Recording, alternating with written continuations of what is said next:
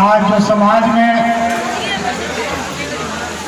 सरकार जो चल रही है, बाबा साहेब ने जो हथियार हम लोगों को दिया था कमजोर तबके के लोगों को, उसको समाप्त करने के लिए काफी कुचक्र चल रहा है। इसलिए हमें सावधान रहना है और आने वाले समय में उसको मुंहतोड़ जवाब देना है। बाबा साहेब ने हमें वोट का अधिकार दिया, उसी के बल पर आज हमें कोई पूछता है। अगर उस जमाने में बाबा साहेब का जन्म नहीं हुआ होता वैसे महापुरुष का, तो आज हम लोग मंच पर खड़े होकर के बोलने का किसी को साहस नहीं। बहुत सारे नेता आए, बाबा साहेब ने अपने जीवन में भी बहुत प्रताड़ना झेला, आज भी हम लोग झेल रहे हैं। जो हमारे बहुजन की बात करने वाले देश के नेता, सारे जितने भी नेता हुए, आज कहीं न कहीं सारे लोग प्रताड़ित हो रहे हैं। या तो किसी की हत्या हो जाती है और नहीं तो उनको किसी कुचक्र में फंसा करके जेल में डाल दिया जाता है। इसलिए और हमारे साथी अभी जो वक्ता भाई जी कह रहे थे, बिल्कुल सही बात कह रहे थे।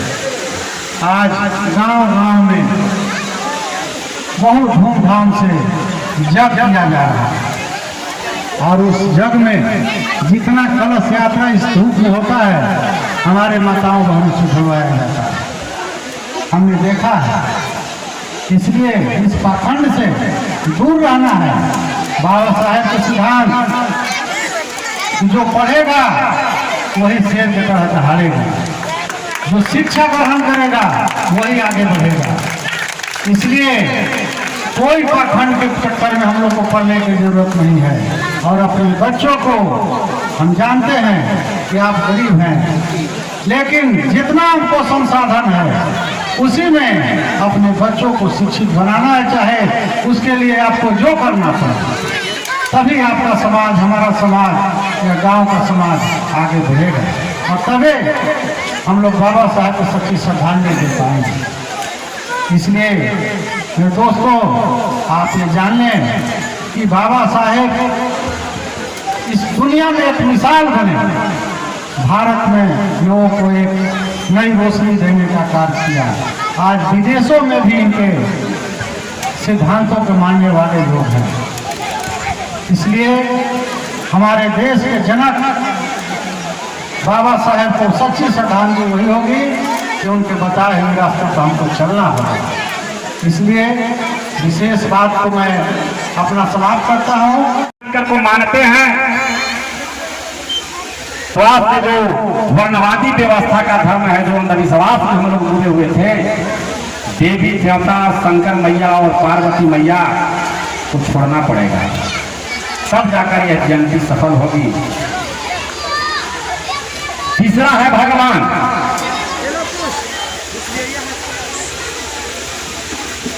भगवान किसे कहते हैं? भगवान को आदिकाल से लेकर आज तक किसी ने भी नहीं देखा और न उनसे कोई बात किया है कि कोई किया है उनसे बात।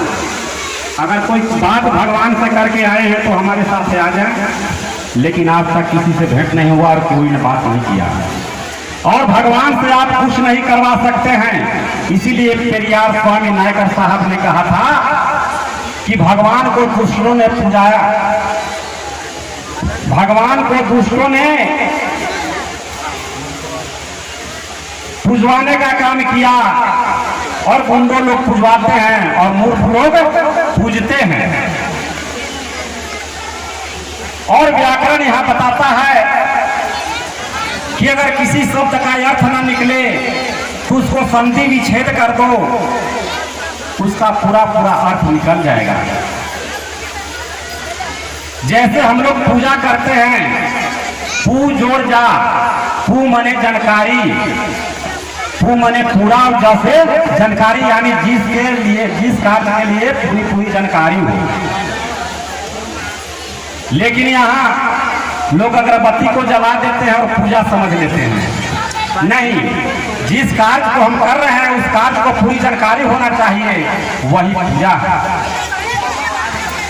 भगवान भ से भूमि, जहाँ सभी को भोजन मिलता है, ग से गगन, जहाँ सभी को सूर्य से प्रकाश और वर्षा से जल मिलता है, व से वायु, जो वायुमंडल से जहाँ गैस, ऑक्सीजन, हाइड्रोजन, नाइट्रोजन और कार्बन डाइऑक्साइड जैसे गैस मिलते हैं, न से नीर, यानी जीवन पाने के लिए बहुत जरूरी है।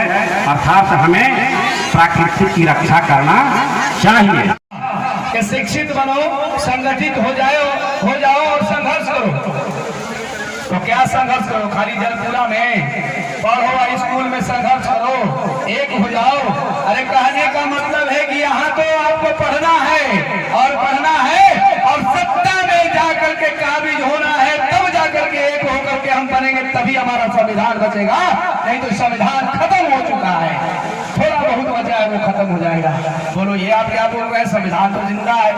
अरे भैया, तो संविधान जिंदा अगर रहता तो इस देश में जो आरएसएस, जो गॉडसे को पूजने वाले लोग प्रधानमंत्री कैसे बन जाते? और प्रधानमंत्री बन गया, राष्ट्रपति बन गया, राज्यपाल बन गया, और बन कर करके कानून की किताब जो हमारे बाबा साहेब ने लिखा उसको एक साइड करके चोर दरवाजे से बुलडोजर चलाता है, अपनी कानून चलाता है। बताओ कहाँ है संविधान? क्या है इस पे आवाज उठाने वाला पार्लियामेंट में एक भी बहुजन साथी है? इक्का दुक्का है तो उस पर भी इनकाउंटर करा दिया जाता है, उसकी भी बोली बंद कर दी जाती है, उसकी भी सदस्यता रद्द कर दी जाती है। लाखों केस, करोड़ों केस पूरे भारत में लंबित है। आप जलपुरा के लोग बताओ, आपके गांव में, आप में, हमारे में भी झगड़ा हुआ होगा, कोई मर्डर केस में फंसा होगा, कोई 307(2) में फंसा होगा, कोई SC/ST में फंसा होगा। बताओ वर्षों से आपका केस लंबित है कि नहीं है? 5 बरस से कोई लड़ रहा है, कोई 15 बरस से लड़ रहा है, कोई 20 बरस से। में तो मेरा मुखिया है ना, हसपुरा में तो मेरा जिला परिषद है ना, नवादा में तो मेरा विधायक था ना, सासाराम में भी तो मेरा विधायक था ना भैया, MP भी मेरा, मुख्यमंत्री भी मेरा। तो बताओ ना, मुसलमानों के घर में या हिंदुओं के घर में मुसलमान आतंकी कैसे घुस गया? बताओ, मदरसा में किताब क्यों जला दिया गया? बताओ मस्जिद कैसे जल गई? कौन हिसाब देगा? कैसे हम सुरक्षित हैं? कैसे हमारा कानून? ठीक है, आप कहते हैं कि हम सबको सजा दे रहे हैं, तो बताओ ना कैसे सेटिंग हो गया? आप अभी हम जलपुरा में आए हैं, आप ऑर्डर दे दो कि मंदिर में ताला लगल है, 1 लाख जी तोड़ के या मंदिरों में से लेकर सब भाग जाएंगे। हम लाख प्रयास करेंगे तो हम ताला तोड़ सकते हैं? हमको जब तक सावल, खंती, हथौड़ी नहीं मिलेगा, या आग लगाने की कह दीजिए, आग लगा दीजिए। हम अकेले आए हैं, हमको आग कहाँ से लगा देंगे? मचिसवा रहेगा तब ना, पेट्रोलवा रहेगा तब ना। तो बताइए कि जो नवादा में मुसलमानों की दुकान जो लूटा, वो हिंदू, लोग कहते हिंदू, गलत बात। कोई हिंदू मुसलमान का दुश्मन नहीं है, बल्कि हिंदू के नाम पे, इंसान के नाम पे ये पाखंडी जो शैतान जो घूम रहा है, वो शैतान इंसान का दुश्मन है, वो हिंदू नहीं है। वो हिंदू के नाम पे हिंदुओं को बदनाम करने वाला वो शैतान है, याद रखना। कोई हिंदू को बदनाम नहीं, 1 लाख खान हिंदू को नहीं करता। रामनवमी धूमधाम से मनाओ, मुझे कोई दिक्कत नहीं, मनाओ, आपकी आस्था है, आस्था सबकी साथ, सबका सम्मान होना चाहिए। लेकिन मस्जिद के सामने जाते हो तो जय श्री राम तेजी से आवाज निकलने लगता है। मदरसा के सामने जाते हो तो जय श्री राम वहीं पे खड़े हैं क्या? ये देख लिए कि मेरा भक्त आ रहा है? ऐसी बात नहीं है। वो पाखंडी लोग बेगूसराय से बजरंग दल का जो है बंदा, तो 100 साथियों के साथ, बताओ रामनवमी, हमारा हसपुरा घर है, तो हम रामनवमी हसपुरा में न मनाएंगे कि हम औरंगाबाद जाएंगे? का जरूरत लगल है? आज जरूरत जरूर करेंगे तो हम अकेले न जाएंगे, 100 साथी के ले जाके दंगा करवाने के लिए प्लानिंग था, और ये सरकार पकड़ नहीं पाई। और उसके बाद कहती है कि हम गरीबों के मसीहा हैं, हम दलितों के मसीहा हैं, हम बहुजनों के मसीहा हैं, हम अति पिछड़ों के मसीहा हैं। बताइए तेजस्वी जी, बताइए नीतीश कुमार जी, आप कैसे मसीहा हैं? क्या दिया जाए आपको? आपको तो सरकार, आप ही की विधायक, आप ही की मुखिया, आपका जिला परिषद, आपका सारा चीज आपका, लेकिन ये बहुजन का कोई रहनुमा नहीं है। साथियों, माता बहनों, याद करो, अभी से भी घर में जाना और 1 लाख का याद रखना बात कि अगर नहीं सुधरी तो ये लोग 25 में सबको सुधार देंगे।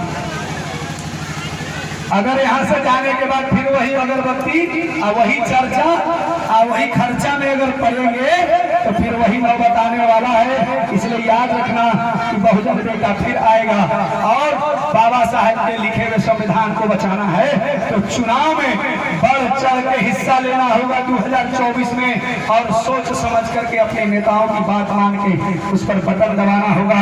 और संविधान जो थोड़ा बहुत बचा है हमारे बाबा साहेब का लिखा हुआ इस भारत की सरजमी पे, उसको फिर से पुनः स्थापित करने के लिए पूरी तरीके से लागू करने के लिए इस पाखंडियों को वहां गलती से भगाना होगा।